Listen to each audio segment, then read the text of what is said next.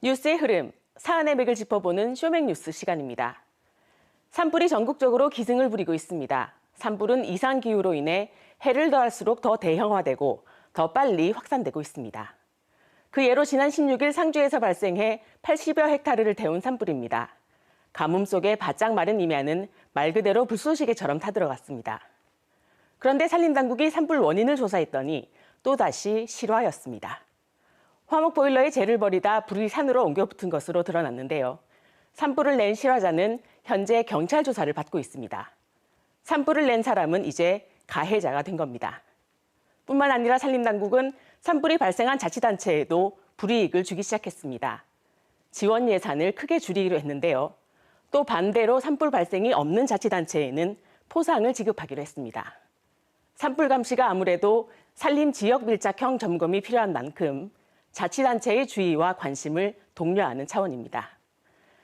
산림보호법도 강화되고 있습니다. 지난해 11월부터 발효된 행정명령은 산림 100m 이내 지역에서 소각이나 담배꽁초 투척 등의 행위가 적발되면 100만 원 이하의 과태료를 물게 하고 있습니다. 부주의나 실수로 산불을 냈더라도 3년 이하의 징역형 또는 3천만 원 이하의 벌금이 부과될 수 있습니다. 근절되지 않는 밭두렁, 논두렁 태우기에도 본격 제동을 걸고 나섰습니다. 더불어 콩대나 깻대 등의 농업 부산물도 태우지 말자는 소각 산불 없는 녹색마을 캠페인도 벌이고 있습니다. 올해는 지난해보다 300여 곳 늘어난 23,500개 마을에서 이에 동참하고 있습니다. 그 대안으로 산림청은 농업 부산물을 수거해 퇴비로 만드는 방안을 구상하고 있습니다. 한 발 더 나아가 산림청은 산불 예방을 위해 총력 대응에 나섰습니다. 지난해 3월 울진 산불 이후 산불 대응 4단계를 신설해 각 단계마다 대응 기준을 명확하게 가다듬었습니다. 산불 피해 면적에 따라 1단계, 2단계, 3단계로 적극 대응하고 산불 대응 2단계부터는 인접기관의 자원, 즉 진화 헬기나 장비, 인력이 지원될 수 있도록 했습니다. 브리핑 권한도 3단계가 되면 시도지사로 격상됩니다. 또 임야 3,000헥타르 이상의 초대형 산불의 경우 국가 총력 대응을 선포하고 산림청장이 대국민 브리핑을 하도록 했습니다. 헬기 진화 체계도 개별 분산 비행에서 편대 비행을 통한 집중 살수로 진화 효율성을 25%가량 높였습니다. 불이 난 곳에 직접 물을 뿌리기도 하지만 야간 산불 확산이 우려될 때엔 일몰전 화재 지연제, 즉 리타던트 살포로 확산을 차단합니다. 이쯤에서 우리 경북 상황 한번 살펴볼까요? 경북은 봄철이 되면 지형적으로 편서풍이 강하게 부는 지역입니다.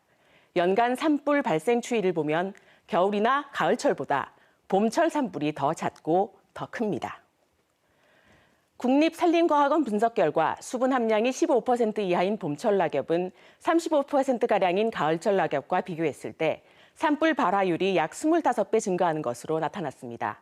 봄철인 지금 우리가 바짝 긴장해야 하는 이유입니다.